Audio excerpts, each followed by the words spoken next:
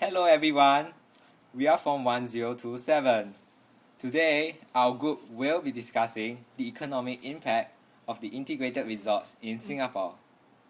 Okay, firstly, what exactly is an integrated resort? Okay, an integrated resort is an amalgamation of the casino and the vacation resort to become a tourist attraction for Singapore. Well, why did our group decide to choose this project? We felt that the Singapore's government decision on April 2005 to legalize casino gambling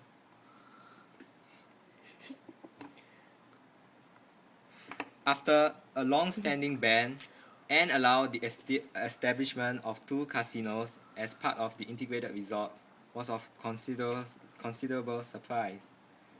We were curious in finding out the rationale behind the Singapore government decision and in turn assess the likely economic impact it will have on Singapore's economy.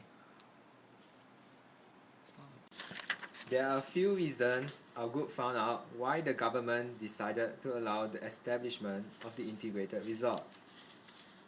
Firstly, we believe that this policy is part of the Singapore's government's plan in remaking and revamping the image and international brand name of Singapore. Okay, stop. Given the rising Asian economic powers of China and India in today's competitive globalized world, the service industry was viewed as a money-making industry as more and more people in the Asia-Pacific region became wealthier. Singapore's dwindling share of the tourism market in the Asia-Pacific from 13.1% of Singapore's GDP in 1991 to 3.3% of Singapore's GDP in 2004 may have been the stimulus due to the lack of natural physical tourist attractions. By constructing the integrated resorts, the Singapore government could find a reason for tourists to come and visit Singapore, enabling her to move to a more service-oriented economy. With the IRs, the hope was to triple the country's tourism revenues from 9.6 billion in 2004 to 30 billion by 2015. Secondly, the IRs would help to create significant job creation, with the number of jobs likely to be directly created put at 20,000 and those indirectly created estimated to be between 30,000 and 40,000. Lastly, the IRs would help to give a multi-billion-dollar boost to the Singapore economy annually.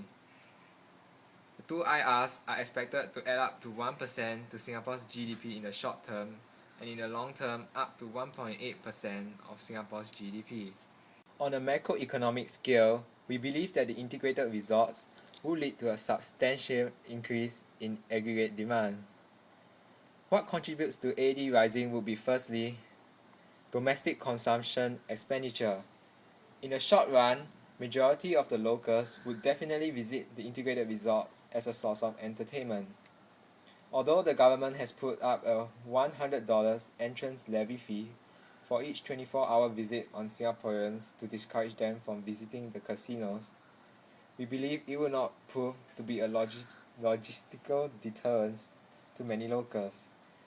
The 70 million levy generated from entrance fees to the integrated resorts justifies that assumption. Thus, autonomous consumption would increase. In the long run, induced consumption depends greatly on the GDP per capita of Singapore. Higher GDP per capita would mean that the disposable income of locals is increasing, and with increasing wealth, they can afford to demand more goods and services from the IRs. Investment expenditure will also increase with domestic investment from private sectors and foreign direct investment contributing to the increase in autonomous investment. Both local and foreign investors will have optimistic business confidence owing to the Singapore government's constant efforts in selling the Singapore brand name internationally and Singapore's well-known reputation in the Southeast Asia region for its efficiency, security, and incorruptibility.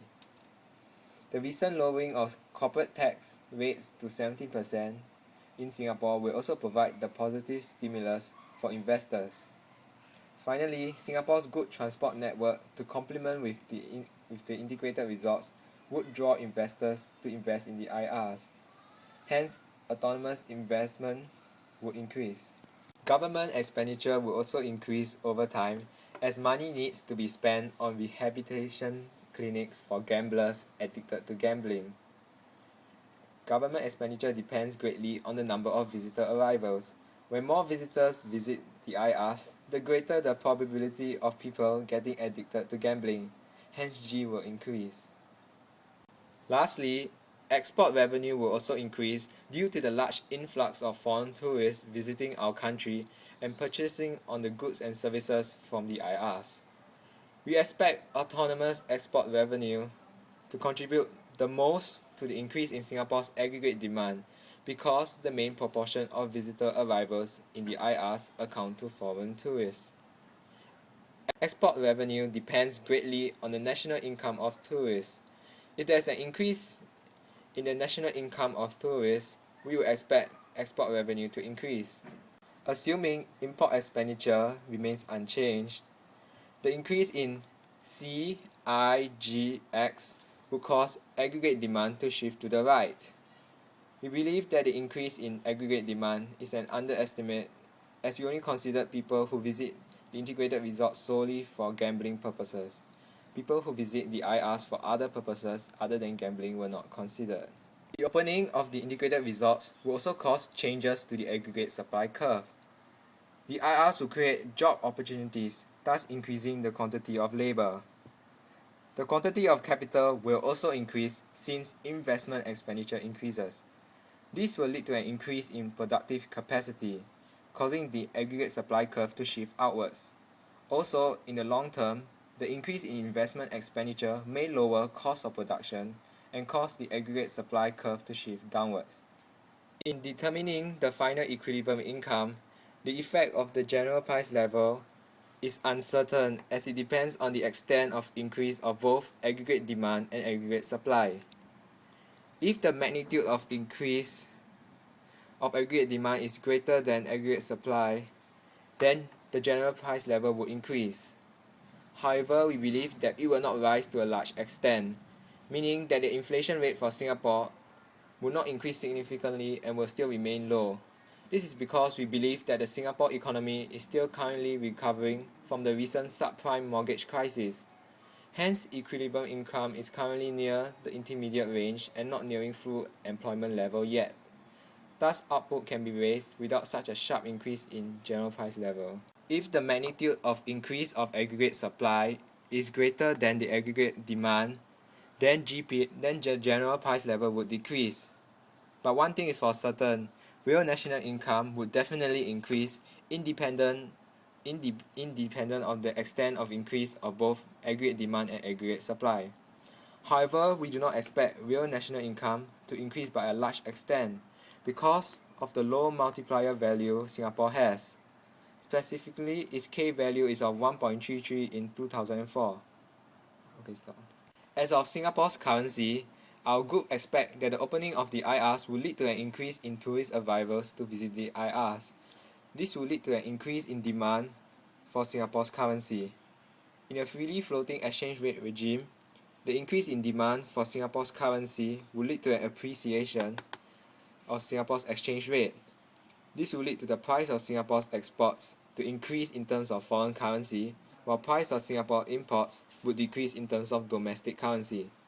Assuming that the Marshall-Lerner condition holds constant, this will cause export revenue to decrease and import expenditure to increase, leading to a decrease in aggregate demand. The Singapore government would not want aggregate demand to decrease, as it will lead to real national income to decrease. Thus, they will increase the supply for domestic currency of Singapore's currency by drawing from their large reserves so as to prevent the Sing dollar from appreciating against other countries' currencies. Conclusion, the overall economic impact of the integrated resorts on Singapore will have a desirable effect on Singapore's economy so long as the Singapore government is able to manage the social costs and keep the social ills of gambling in check. The recent recessionary conditions provide the best testing time to assess of how much to the extent the integrated results have an impact on Singapore's economy, to see how a small state dependent on and open to the global economy measures itself against international competition at bleak economic times.